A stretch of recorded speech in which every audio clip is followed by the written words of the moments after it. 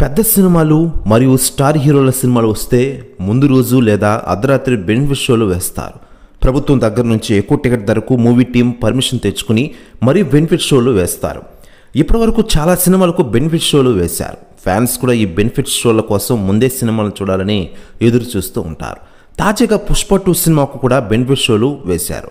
అయితే హైదరాబాద్ సంధ్య థియేటర్లో December 4న Pushpa 2 benefit షోకు ఎలాంటి సమాచారం పోలీసులకు ఇవ్వకుండానే స్టైలిష్ స్టార్ అల్లు అర్జున్ గారు రావడంతో భారీగా అభిమానులు వచ్చి తొక్కిసలాట జరిగింది. ఈ క్రమంలో ఓ మహిళ మృతి చెందగా ఆ మహిళ కుమారుడు ప్రస్తుతం హాస్పిటల్లో చికిత్స పొందుతున్నారు. ఈ ఘటన సంచలనంగా మారిన విషయం మనకందరికీ తెలిసిందే.